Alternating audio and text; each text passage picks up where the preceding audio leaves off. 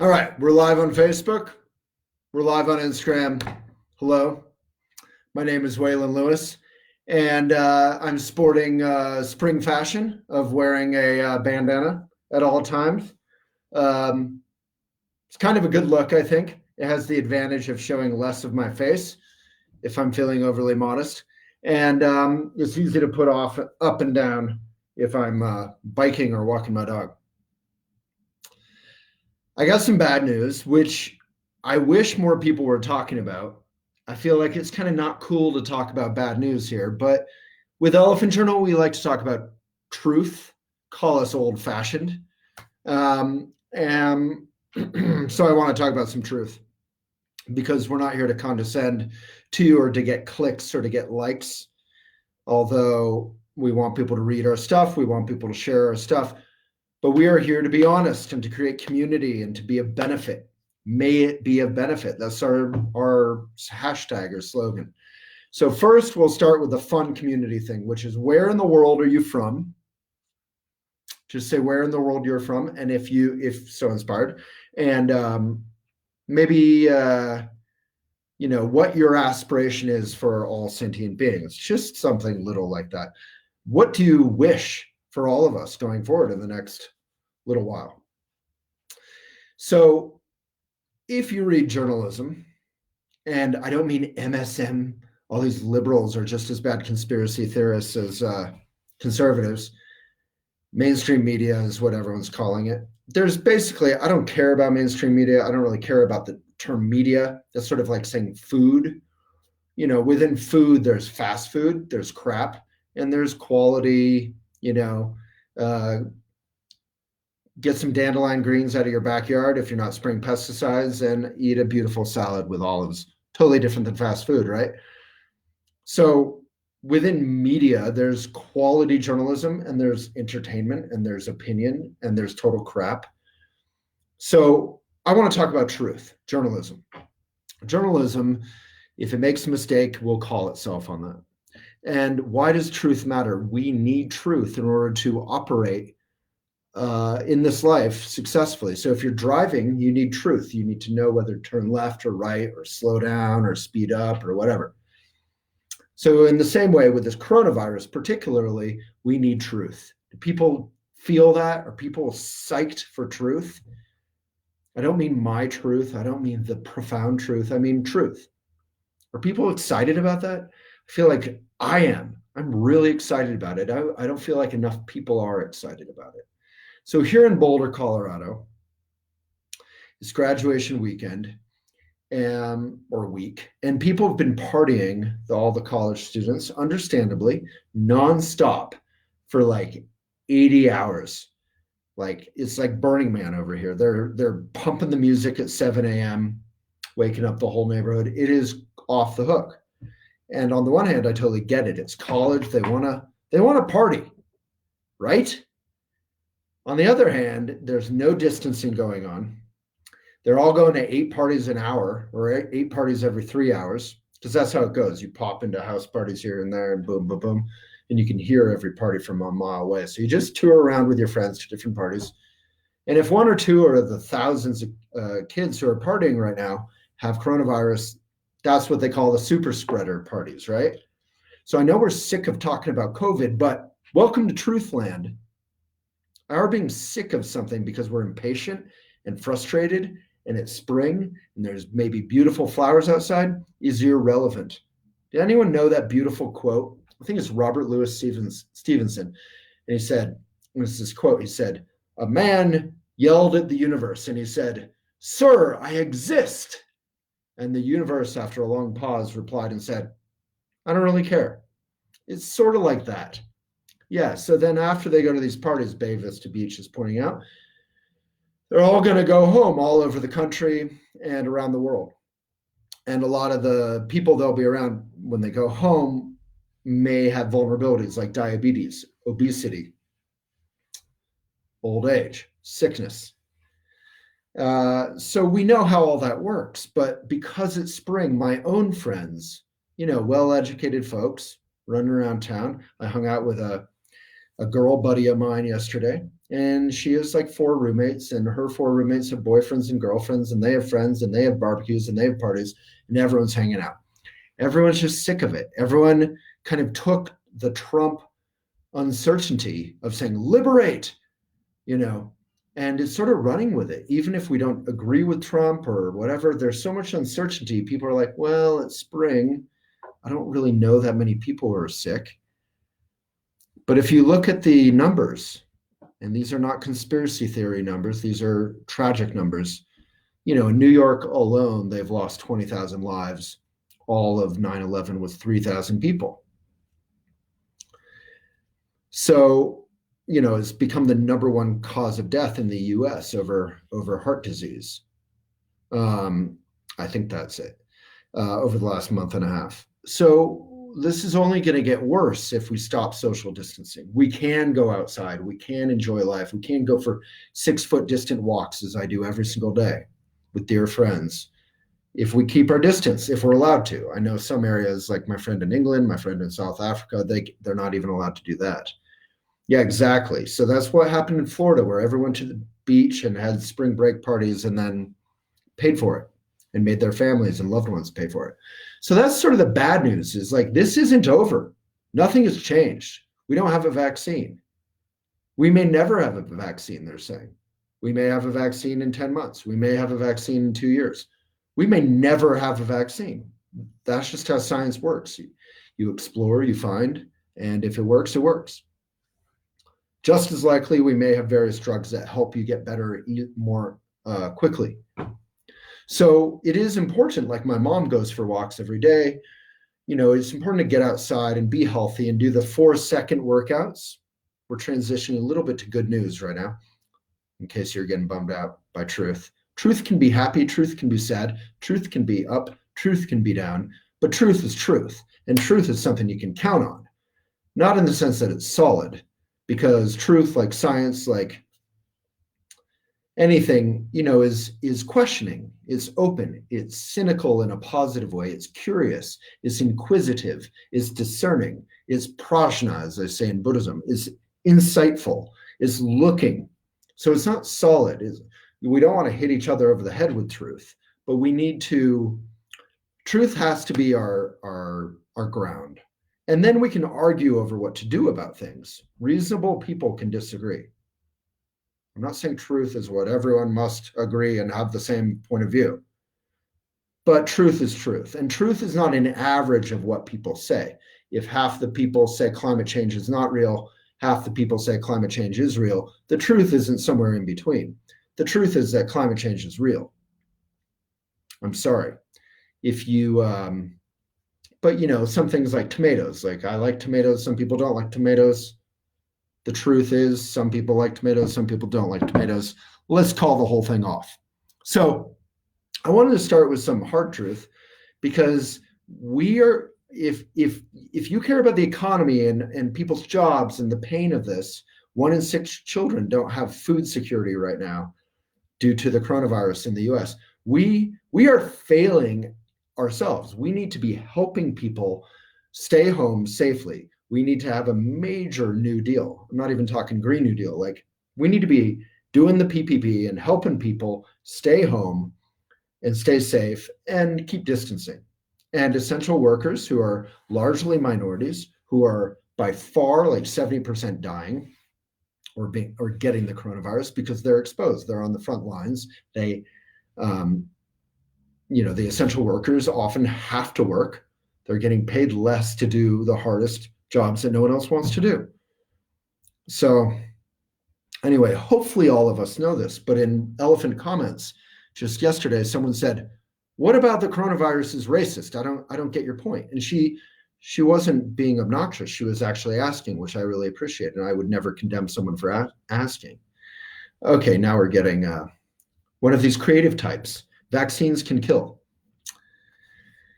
Oh, cry me a river. So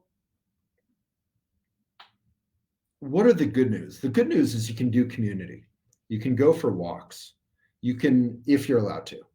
It really depends where you are. Here in Boulder, we can find open streets. You know, the trails are too crowded, but the open streets, and we can walk around neighborhoods quite safely. And if we're surrounded by people, we just, just be respectful. I should do the whole video like this. I look like I'm going to go rob a bank. Old school.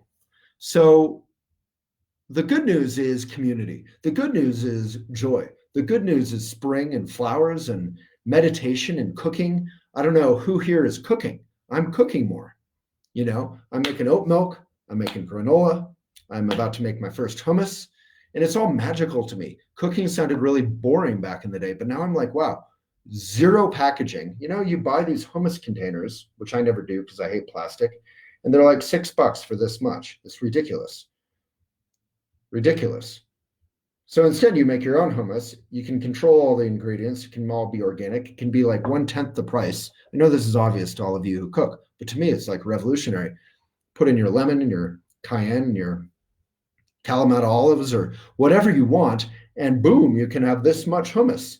And there's like no transportation, no plastic, like with oat milk, no animal cruelty, and it's delicious and it's healthy and it's actually pretty quick. I had visions of being in the kitchen for hours. Everything I've been doing is pretty easy, and cheap and organic and plastic free. So I'm kind of loving it. Right.